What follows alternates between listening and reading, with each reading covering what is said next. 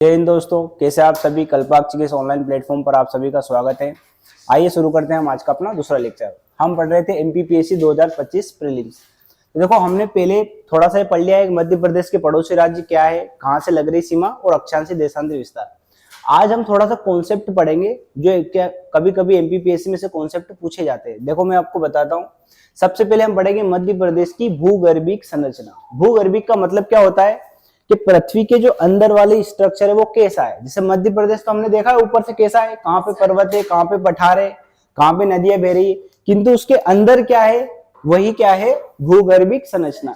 कभी कभी इसको भूवैज्ञानिक संरचना भी कहते हैं। ठीक है, इससे कंफ्यूजन नहीं होना है। तो मध्य प्रदेश की भूगर्भिक संरचना को कितने पार्टों में बांटा गया है? 7। ये नाम याद कर लीजिए आप बस। सबसे पहले है आर्कियन क्रम की चट्टान। सबसे अगर आपसे कोई पूछे मध्य प्रदेश में किस क्रम की चट्टान है सबसे प्राचीनतम चट्टान है, तो आर्कियन क्रम की चट्टान। दूसरे नंबर पे क्या आएगी? धारवाड़ क्रम की चट्टान है। अब देखो, ये नाम ऐसे क्यों पड़े, इसके लिए एक अलग इतिहास है। धारवाड़ कर्नाटक का एक जिला है धारवाड़, उसके नाम पे पहली बार भारत में कहां पे खोजी गई थी? कर्नाटक के धारवाड़ में, इसलिए इसका नाम क्या रख दिया? धारवाड़। इसका नाम कुड़प्पा क्यों पड़ा? क्योंकि आंध्र प्रदेश का एक जगह का नाम है कुड़प्पा, इसका नाम क्या रख दिया? कुड़प्पा। ठीक है, अभी हम सिर्फ बेसिक जान रहे हैं जो हमसे पूछा जाएगा कॉन्सेप्ट ग्रुप में। रहेगी आपको याद? सबसे प्राचीनतम चट्टान कौन सी है?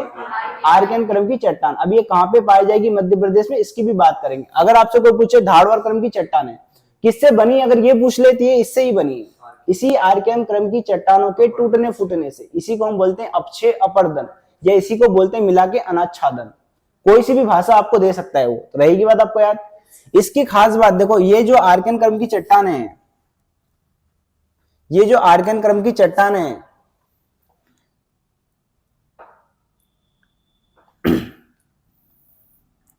ये जो आर्कियन क्रम की चट्टान है, ये अभी वर्तमान में अपना मूल रूप खो चुकी है।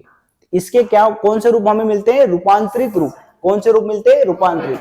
इसी आर्कियन क्रम की चट्टानों का ही रूपांतरित रूप है नीस और ग्रेनाइट। रहेगी बात आपको याद। तो कहीं पे भी हमें ग्रेनाइट मिले या नीस मिले, समझ जाओगे आप ये कौन है?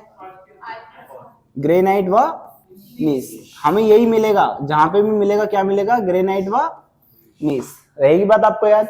फिर ये धारवाड़ क्रम की चट्टान है। अब एक और बात याद रखना, ये जो आर्कियन क्रम की चट्टान है, जब पृथ्वी बनी थी पहली बार, पहले पृथ्वी क्या थी? गर्म थी, एक गर्म गोला थी, और गर्म गोला जब ठंडा हुआ तो कौन सी चट्टान बनी? ये आर्कियन क्रम की चट्टान। अब बताओ इसमें क्या जीवाश्म होगा क्या? जीवाश्म का मतलब जैसे पेड़ पौधे जीव जंतु क्या होंगे क्या? वैसे भी पृथ्वी पहली बार बनी तब तो जीव जंतु होंगे नहीं, क्योंकि पहली बार ये चट्टान बनी। और एक बात और सोचो आप, कभी होते भी तो क्या इतने टेम्परेचर पे कोई जीव जंतु के अवशेष रह सकते हैं क्या? वैसे ही नष्ट हो जाएंगे वो। ऐसा भी एमपीपीएससी में एक बार प्रीलिम्स में प्रश्न पूछा है, मैं बताऊंगा क्या प्रश्न पूछा था और क्या हमें उत्तर लगाना था, ये याद रहेगी। क्या इसमें जीवाश्म पाया जाएगा? ये क्या जीवाश्म का क्या है? अभाव। बाकी जितनी भी प्रकार की धातु है सब मिलेगी यहाँ पे। आई समझ में? धातुएं जो भी होती है ना सब मिलेगी। धातु समझते हो ना, जिसके अंदर ईएम आ जाए, जैसे कैल्शियम, पोटेशियम, लोहा। आ रही समझ में? फिर इसी से क्या बनी है? धारवाड़ क्रम की चट्टान। इस धारवाड़ क्रम की चट्टान की सबसे खास बात, इसको बोलते हैं हम समृद्ध चट्टान। क्या बोलते हैं? समृद्ध चट्टान का मतलब ये हुआ कि भारत के अंदर जितने भी महत्वपूर्ण खनिज है वो सभी इसी क्रम की चट्टान में मिलेंगे। ऐसा ही कथन दे देगा आपसे। देखो, ये भारत का भूगर्भिक इतिहास भी यही है, तो भारत की ज्योग्राफी से भी प्रश्न यहाँ से आ सकते हैं और मध्य प्रदेश से रिलेटेड भी प्रश्न आ सकते हैं। तो दोनों का हो रहा है आपका रिवीजन। ठीक है, तो धारवाड़ क्रम की चट्टान क्या है? समृद्धशाली। क्या है? समृद्धशाली का मतलब समझ गए? सबसे ज्यादा खनिज अगर किसी चट्टान में मिलते हैं तो क्या है? धारवाड़ क्रम की चट्टान है। तो जब भी हम पृथ्वी पे सर्वेक्षण करते तो बस इसी क्रम की चट्टानों को खोजते, खनिज को नहीं खोजते कि मैग्नीशियम क्या है, कैल्शियम कहाँ है। ये खोज लेते हैं। ये खोजेंगे तो हमें पता चल जाएगा आप यहाँ पे कहाँ पाया जा रहा है। आगे समझ में? इसी प्रकार से हीरा कहाँ पाया जाएगा बताऊंगा तुम्हें। फिर ये कुड़प्पा क्रम की चट्टान है। इसी कुड़प्पा क्रम की चट्टान के 2 भाग है, अभी हम आगे पढ़ेंगे मध्य प्रदेश के इतिहास में। फिर कौन आएगी? विंध्य क्रम की चट्टान है। रहेगी बात आपको याद। फिर ये गोंडवाना क्रम की चट्टान है। इसकी खास बात यह है, इसी के अंदर पाया जाता है क्या? कोयला।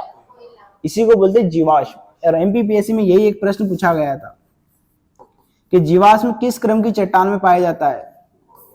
गोंडवाना क्रम की चट्टान में। रहेगी बात आपको याद। फिर एक डक्कन ट्रेप की चट्टान और टर्शरी क्रम की चट्टान। कहीं कहीं पे आपको क्वाटरनरी क्रम की चट्टान भी देखने को मिलेगी। ये तो हो गया देखो वर्गीकरण। अब ये मध्य प्रदेश में कहां पाई जा रही है, ये हमारे लिए इंपॉर्टेंट है। सर पेज कहां पे आ गए? ठीक है, इसी मैप में हम देखेंगे कि कौन सी चट्टान कहां पे पाई जा रही है। तो देखो मैंने आपको बताया था, ये रहा बुंदेलखंड वाला क्षेत्र, यहाँ पे पाई जा रही है आर्कियन क्रम की चट्टानें। अब आर्कियन क्रम की चट्टान तो नहीं मिलेगी, उसका कौन सा रूप मिलेगा? रूपांतरित रूप। कौन सा रूप मिलेगा? रूपांतरित रूप। तो रूपांतरित रूप में मिलेगा ग्रेनाइट और नीस। अब नीस में भी देखो ये बुंदेलखंड नीस, नीस भी दो टाइप के होते हैं, एक होता है चारकोनाइट नीस और एक होता है बुंदेलखंड नीस। इन दोनों नीस में भी बुंदेलखंड नीस सबसे पुराना है। अब आपसे कोई पूछ ले सबसे पुराना नीस कौन सा है, यही बुंदेलखंड नीस है। ये रहेगी बात आपको याद, कौन से क्रम की चट्टान है? आर्कियन क्रम की चट्टान। फिर देखो दूसरे नंबर पे धारवाड़ क्रम की चट्टान। कौन से क्रम की चट्टान है? धारवाड़ क्रम की चट्टान। और अभी मैंने थोड़ी देर पहले ही बोला धारवाड़ क्रम की चट्टान कैसी है? समृद्धशाली। इसका मतलब यहाँ पे क्या मिलेंगे हमें? खनिज मिलेंगे। इसीलिए मध्य प्रदेश के सबसे महत्वपूर्ण खनिज इसी क्रम की चट्टान में मिलता है। देखो यहाँ पे देखोगे आपको मिलेगा मैग्नीज। क्या मिलेगा? मैग्नीज मिलेगा कि नहीं मिलेगा? ये रहा मैग्नीज। ठीक है, और एक और चीज मिलती है यहाँ पे कॉपर। क्या मिलती है? कॉपर, जिसको हम बोलते हैं तांबा। अभी इसकी भी एक खदान का नाम है जिसका नाम क्या है? भारवेली। क्या नाम है? नाम में छुपा है वेली। क्या छुपा है? तो सबसे क्या है? गहरी। एशिया की सबसे क्या है ये? ठीक है, एशिया की सबसे क्या है? गहरी खदान। अगर आपसे कोई पूछ ले तो क्या है? भारवेली। और किस खनिज के लिए इंपॉर्टेंट है? मैग्नीज। याद कर लोगे ना, मैग्नीज को हमने मैगजीन बना दिया था, और मैगजीन कहां गिर गई थी? वेली में। कैसे याद रखोगे? एक पिक्चर बना लेना ट्रेन वाली, ठीक है, लटक रहे थे, गिर गई, फिर लेके भी नहीं आ पाए। पता है ना क्यों नहीं लेके आ पाए? क्योंकि क्या है? बहुत गहरी। फिर हमने पढ़ा था कॉपर। कॉपर को ही बोलते हैं हम तांबा। तांबा कहां पाया जाता? मलाज खंड। ये भी बहुत इंपॉर्टेंट है, मलाज खंड। आप एमपीपीएससी प्रीलिम्स के पुराने पेपर देखोगे ना, तो ये सब दिखेंगे आपको कहीं ना कहीं बदले हुए रूप में। अब अगर आपसे कोई पूछे ये है बालाघाट, तो बालाघाट को हम मैंगनीज नगरी भी बोलते हैं और बालाघाट को हम तांबा नगरी भी बोलते हैं। आ रही समझ में बात आपको? ये आ गई आपको पिक्चर समझ में? अब देखो इसके बाद मैंने बताई थी तीसरे क्रम की चट्टान कुड़प्पा क्रम की चट्टान है। इस कुड़प्पा क्रम की चट्टानों में दो भाग बताए थे मैंने आपको। कितने भाग बताए थे? दो। यहाँ पे है बीजावर श्रेणी। कौन सी श्रेणी है? बीजावर श्रेणी। किसका भाग है ये? कुड़प्पा क्रम की चट्टान। कुड़प्पा ने बोल के कड़प्पा बोलते हैं इसको, कटप्पा से याद रखना, ठीक है, बस इस तरह याद करना। ये कटप्पा ले गया हीरा, तो यहीं पे पाया जाता है। देखो पन्ना में क्या? हीरा। रहेगी बात आपको याद कि हीरा किस क्रम की चट्टान में पाया जाता है? अगर आपसे कोई पूछ ले किस क्रम की चट्टान में पाया जाता है? कुड़प्पा क्रम की चट्टान में। ये यहां रहा, ठीक है। किसी किसी बुक में कहीं कहीं पे लिखा है कुछ मात्रा में विंध्य क्रम की चट्टान में भी पाया जाता है, क्योंकि विंध्य क्रम की चट्टान इसके जस्ट नीचे है। देखो यार, ये रही विंध्य क्रम की चट्टान, दिखी? ये क्या है? विंध्य क्रम की चट्टान है।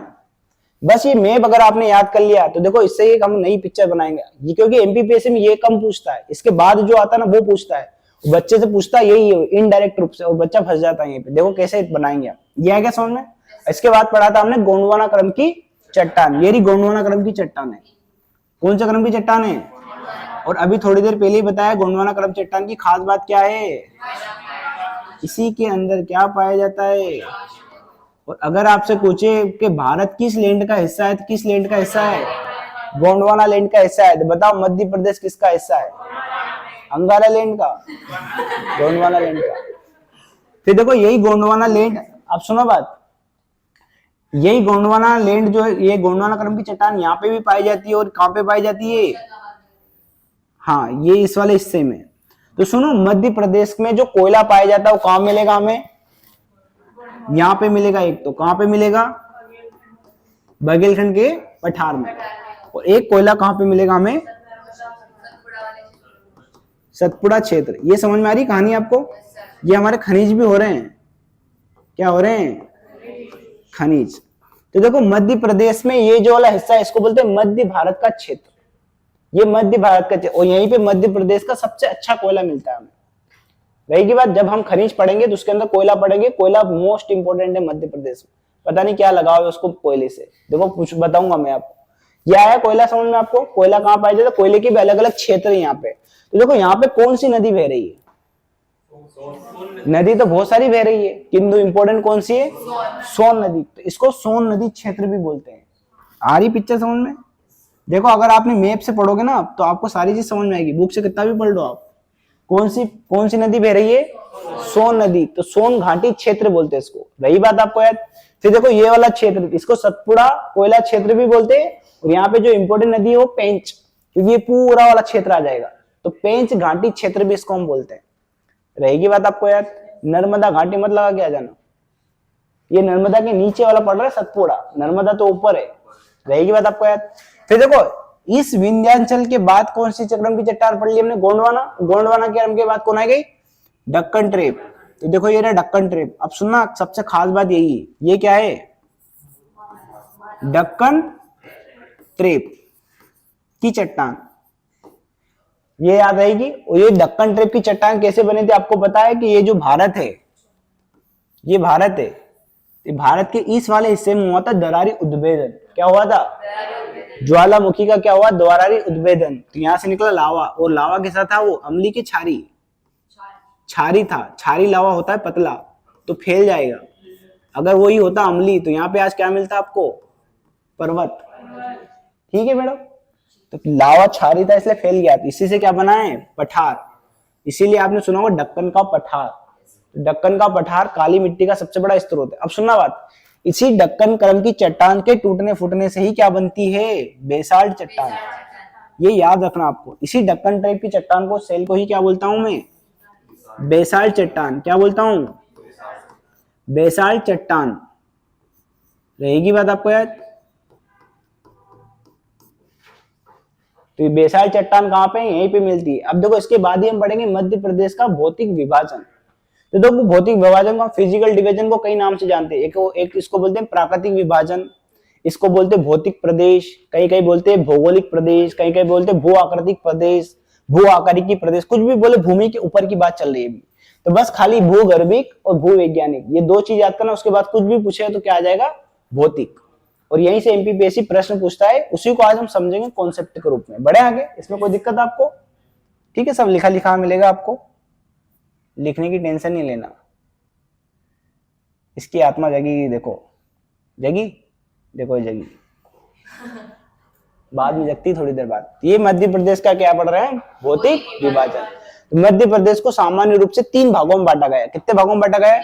3। एक तो है मध्य उच्च प्रदेश, इसको बोलते हैं सेंट्रल हाईलैंड। और कहीं कहीं पे देखो बोला है सतपुड़ा मेकाल श्रेणी, कहीं कहीं पे बोला है सतपुड़ा श्रेणी। कुछ भी बोले, पढ़ना तो एक ही बात है। रहेगी बात आपको याद। फिर एक को बोला गया है पूर्वी पठार। तो सुनो बात, इसी मध्य उच्च प्रदेश के भी कितने पार्ट है?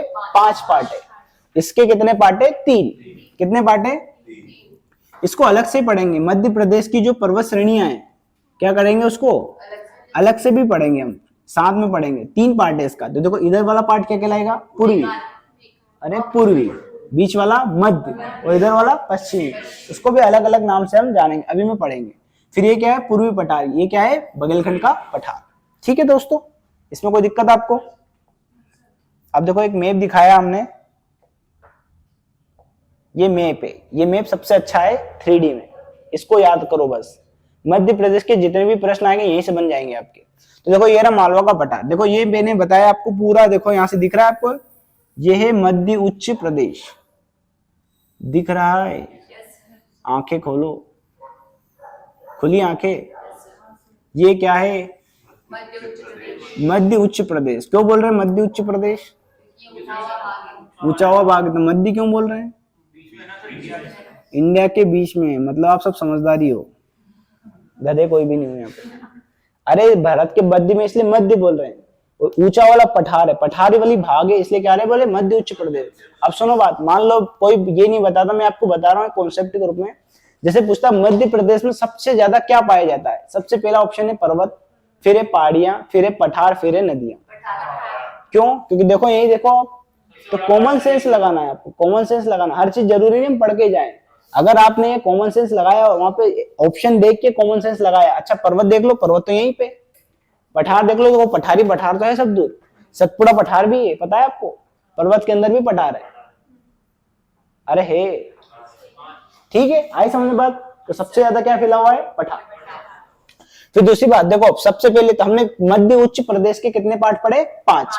5 में पहला कौन है, मालवा का पठार। दूसरे नंबर पर कौन है, मध्य भारत का पठार, इसके लगा लगाया बघेलखंड का पठार।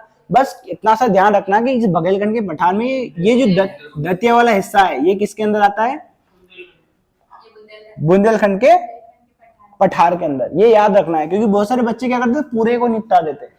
फिर एक और चीज याद करना, ये यहाँ वाला हिस्सा, ये किसके अंदर है, नीमच वाला क्षेत्र, इसी मध्य भारत के पठार में। अब कुछ बोलेंगे सर यहाँ पे क्या है, अरे ये राजस्थान में इसलिए नहीं दिखा रहे है, तो ये भी मध्य भारत का पठार। अरे है, क्योंकि यहाँ पे राजस्थान है इसलिए नहीं दिखा रहे, पर है तो पूरा मध्य भारत का पठार। ये तो बोलेगा सर ऐसा टेढ़ा मेढ़ा क्यों है, देखो बुंदेलखंड का पठार इधर देखो, बुंदेलखंड का पठार पूरा है। अभी वर्तमान में बुंदेलखंड प्रदेश को लेकर मांग चल रही है, आप जैसे भी भील प्रदेश सुना होगा आपने, ये पूरा बुंदेलखंड वाला क्षेत्र है। किंतु देखो ये यूपी यहाँ तक आ गया लटक लटक के, देखो यहाँ पे आ गया, जबकि उधर देखो वहां पे पहुंच गया वो। आ रही समझ में बात, इसलिए ऐसा दिख रहा है। मैप ऐसा है हमारा, प्राकृतिक प्रदेश है, मतलब पॉलिटिकल मैप हमारा ऐसा है, जबकि प्राकृतिक में ऐसा कुछ नहीं है, अलग ही दिख रहा है वो। यही समझ में बात आपको। फिर कौन सा है, रीवा पन्ना का पठार। फिर कौन है, नर्मदा सोन घाटी। रहेगी बात आपको, 5 प्रदेश किसके अंदर है, मध्य उच्च प्रदेश। तो देखो एक प्रश्न आपसे यही पूछेगा, अच्छा निम्नलिखित में से कौन मध्य उच्च प्रदेश का भाग नहीं है, बना लोगे आप दिमाग लगा के। उसमें एक ऑप्शन दे देगा बघेलखंड, क्योंकि बुंदेलखंड बघेलखंड क्या है, सेम सेम सेम सेम। आए समझ में आप। सतपुड़ा तो कभी नहीं पूछेगा आपसे वो, क्योंकि इतनी अकल तो उसमें भी है, थोड़ी तो अकल उसमें भी है। पूछेगा तो ये या नर्मदा सोन घाटी, क्योंकि हो सकता है कोई बच्चा लगा दे अच्छा घाटी है तो अलग होगा, जबकि बनाने वाला मूर्ख था, घाटी को अलग ही रख देता वो। ठीक है, आए समझ में बात, इसमें कोई दिक्कत। अब सुनो, ये कोई इंपॉर्टेंट बात नहीं है, सब पढ़ते हैं। अब सुनो बात, क्या याद करना है, ये हटाओ, मैं अभी थोड़ा सा मिटाऊं इसको। ये एक और देख लो, ये सतपुड़ा पर्वत श्रेणी, ये हो गया दूसरा भाग, इसका ये पूर्वी भाग है, ये मध्य भाग है और पश्चिमी भाग है, रहेगी बात। और ये रहा बघेलखंड का पठार, ये 3 हिस्से हो गए। अगर कोई मुझसे पूछता अगर 3 हिस्से बनाओ, तो देखो मैं इसको इधर डाल देता, इसको अलग हटा देता, इसको अलग हटा देता। आए समझ में बात, ठीक है, मिटाऊं इसको मैं। अब सुनना बात, अगर मैं आपसे पूछूं, थोड़ा सा दिमाग लगाना, कि मालवा के पठार का निर्माण किससे हुआ है, तो अरे सुन लो ज्वालामुखी, इधर सुनो। अरे इसका निर्माण देखो, यहाँ पे बड़ी कौन सी चट्टान है, दक्कन ट्रेप। तो दक्कन ट्रेप और बेसाल्ट दोनों एक ही है, तो बता दोगे अब तो बच्चे बस यही रटता रहता है। अरे रटो मत, देखो समझो किससे निर्माण हुआ है इसका, दक्कन ट्रेप की चट्टान। दक्कन ट्रेप की चट्टान को क्या बोला मैंने। एक और चीज याद रखना आप, देखो पृथ्वी के अंदर, ये मान लो पृथ्वी है, ये क्या है, पृथ्वी, और इसी पृथ्वी के अंदर से निकलता है लावा, मतलब अंदर उसको मैग्मा बोलते हैं, वो निकलता है बाहर।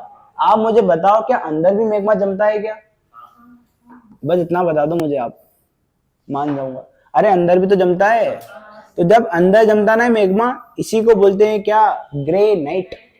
कौन सी नाइट है अंदर, भूरी भूरी नाइट। उजाला तो नहीं होगा इनको, सूर्य तो नहीं जा रहा है, बाहर आ गया है, यही बन गया बेसाल्ट है। वही क्या है, वही रहेगी बात आपको, अंतर समझ में आ जाएगा, बस ये याद करना है। तो ग्रेनाइट कहाँ है, अंदर, ऊपर क्या है, बेसाल्ट। तो बेसाल्ट समझ में आ जाएगा, बेसाल्ट किससे बना हुआ है, इसी ज्वालामुखी उद्गार से, रहेगी बात आपको। तो बता दोगे कि मालवा के पठार का निर्माण किस क्रम की चट्टान से हुआ है, बता दोगे, दक्कन ट्रेप की चट्टान से या बेसाल्ट चट्टान से। अब सुनना बात, मैं अगर आपसे पूछूं बघेलखंड के पठार का निर्माण बताओ किस क्रम की चट्टान से हुआ है, अभी अभी पढ़ा है हमने, तो गोंडवाना क्रम की चट्टान तो है बालक, देखो मिक्स है सब बहुत सारी। यहाँ देखो विंध्य क्रम की चट्टान भी है, देखो विंध्याचल पर्वत श्रृंखला ये दिख रही, देखो यहाँ पे दिख गई, तो बना दोगे दोनों, अरे बना लोगे। तो गोंडवाना क्रम की चट्टान भी आ जाएगी, और क्या आ जाएगी, विंध्य क्रम की चट्टान। और थोड़ा बहुत अगर बोल दो कोडप्पा कोडप्पा, तो कोडप्पा कोडप्पा भी लगा देना, क्योंकि थोड़ा बहुत तो ऐसा तो फिक्स नहीं है ना कि इधर कोडप्पा को कोई सीमा बन जाए कि नहीं आ पाएगा, कटप्पा कहीं भी घूमेगा। ठीक है, रहेगी बात आपको। अब मैं पूछूं आपसे, बुंदेलखंड का निर्माण किस क्रम की चट्टान से हुआ है, आर्कियन क्रम की चट्टान। और उसी का बदला रूप क्या है? ग्रेनाइट व निष्क्रम की चट्टान से। बता दोगे? यही तो पूछता है, वो कुछ भी नहीं पूछता है। वैसे पूछेगा अच्छा बुंदेलखंड का निर्माण किससे हुआ, तो भूल जाएगा इतने में। बना दोगे ना? यहाँ पे किस क्रम की चट्टान है? ग्रेनाइट व निष्क्रम की चट्टान। देखो थोड़ी मात्रा में यहाँ क्या मिलेगा हमें? क्या मिलेगा? विंध्य क्रम की चट्टान। तो सुनो बात, जब भी ऊपर की बात आएगी ना इधर की, तो विंध्य क्रम की चट्टान सब जगह देखने को मिलेगी आपको। इससे कॉन्सेप्ट समझ में आ गया आपको? या तो विंध्य क्रम की चट्टान बोले, या आर्कन ग्रेनाइट निष्ठ क्रम की चट्टान बोले, कुड़प्पा क्रम की चट्टान बोले। अरे सब आ जाएगा थोड़ा थोड़ा। इसी प्रकार से रीवा पन्ना पठार बता दोगे किस क्रम की चट्टान है? यहाँ पे कुड़प्पा क्रम की चट्टान है। दूसरा क्या है यहाँ पे? विंध्य क्रम की चट्टान है। ठीक है, देखो हीरा हीरा भूले नहीं बार में। आ रहा समझ में? कॉन्सेप्ट समझ में आ रहा? लॉजिक कैसे दिमाग लगाओगे? बस इतना सा याद करना कि डक्कन टाइप की चट्टान नहीं आएगी और धारवाड़ क्रम की चट्टान नहीं आएगी। इतना लॉजिक समझ में आ गया? बस ऐसे तो प्रश्न पूछेगा, हल्का सा तो प्रश्न पूछेगा वो, इतना ज्यादा भी नहीं डराता है वो, थोड़ा सा डराता है बस, हल्का सा। डरने वाले डर जाते हैं, डराने वाले उसको मार के भगा दे भी देते, ऐसा रहता है। ये समझ में आ गया आपको? अब सुनो बात, कहानी सुनो अच्छी। ये इतना समझ। अब मैं पूछूं मध्य भारत के पठार का निर्माण किससे हुआ है? सुन ले बालक, कुड़प्पा क्रम भी तो है यहाँ पे। हाँ, इसीलिए तो बता ही रहा हूँ कि बुक में सब चीज सही नहीं लिखी रहती, आधा अधूरा ज्ञान है वहां पे। तो कुड़प्पा क्रम की चट्टान भी है, और ये भी आ जाएगी थोड़ी बहुत। कौन सी आ जाएगी? ग्रेनाइट व निष्ठ क्रम की चट्टान। देखो इसके ऊपर वाले हिस्से का निर्माण किससे हुआ है? नदियों द्वारा लगे अवसाद, जैसे चंबल नदी। रहेगी बात आपको याद? एक कॉन्सेप्ट ये बता दिया। अब मुझे ये बताओ आप, अच्छा नर्मदा सोन घाटी का निर्माण बता दो आप, तो बस मान जाऊंगा मैं। दक्कन ट्रेप से हुआ है। तो सुनो बात, यही तो दिक्कत है हमारी।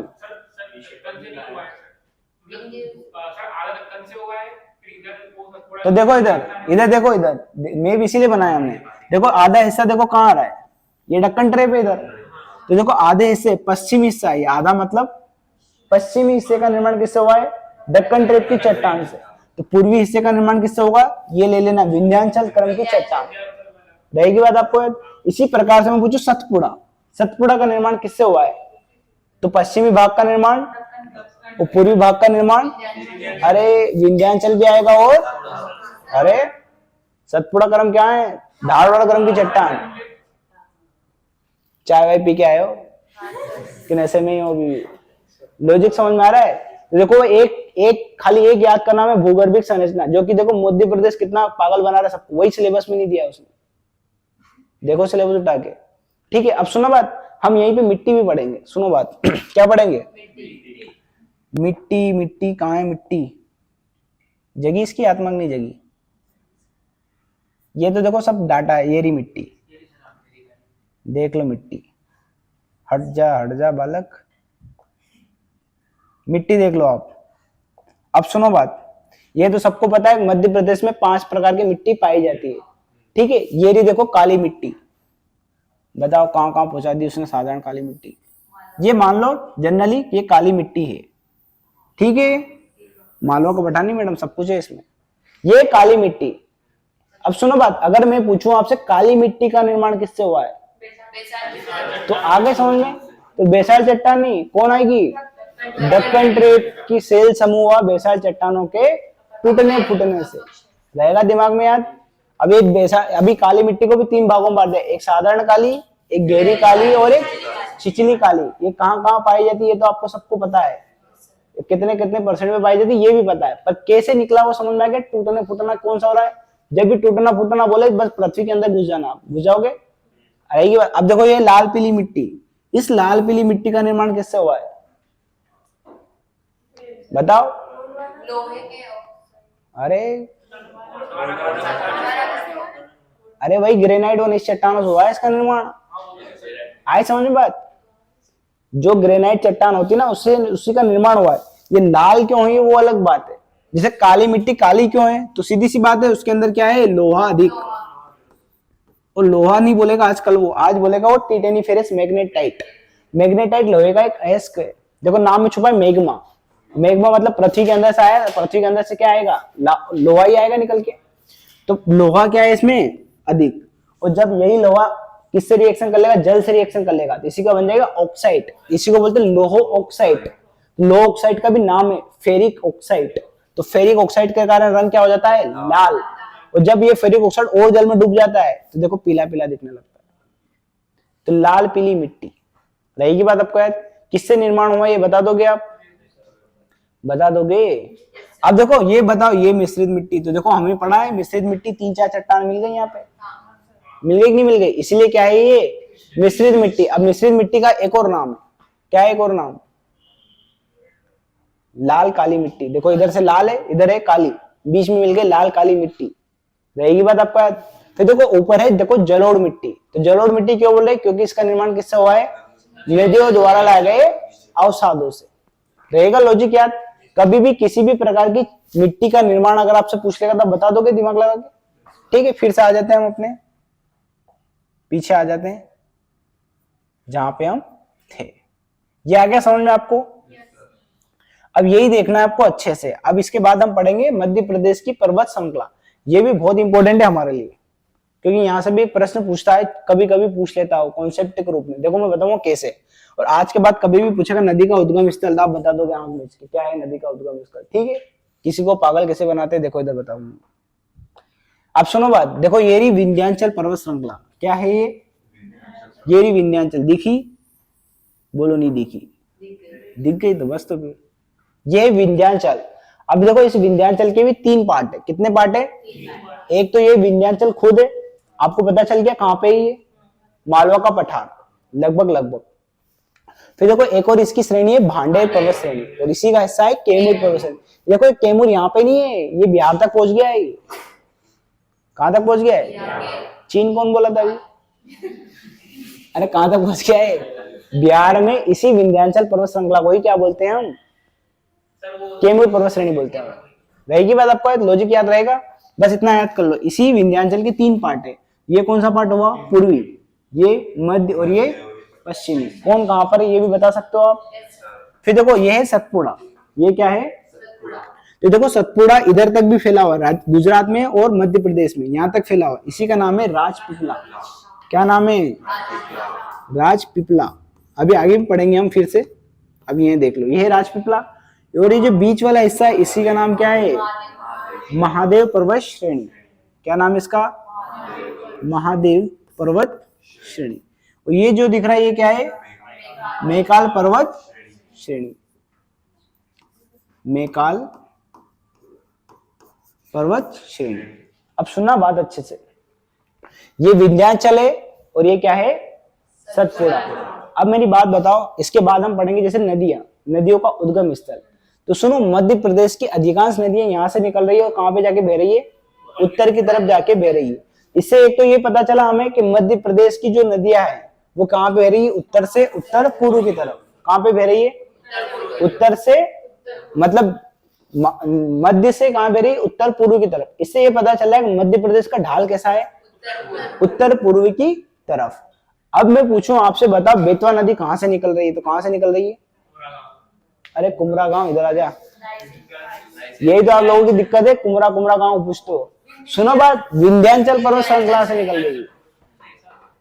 यही तो एमपीपीएससी पूछा था एक प्रश्न, कहां से निकल रही है, तो मध्य प्रदेश में जितनी भी नदियां जो उत्तर की तरफ बह रही है, लगा लोगे दिमाग, कहां से निकल रही है, अरे लगा लोगे, विंध्याचल पर्वत श्रेणी। जो नदी कहां पे बह रही है, उत्तर पूर्व की तरफ। देखना एमपीपीएससी में पिछले साल प्रश्न पूछा जा चुका है, ऐसा ही पूछा था, बेतवा नदी कहां से निकल रही, 3-4 ऑप्शन थे, सतपुड़ा, विंध्याचल, मैकाल और इनमें से कोई नहीं। क्या था आंसर, विंध्याचल। कुछ लोग क्या लगा क्या कहते, सतपुड़ा। देखो सतपुड़ा के बीच में कौन है, नर्मदा। अब देखो जो दक्षिण की तरफ जो नदियां बह रही है वो कहां से निकलेगी, सतपुड़ा पर्वत श्रेणी से। लगा लोगे दिमाग, बहुत आसान है ये, देखो इतना बताना।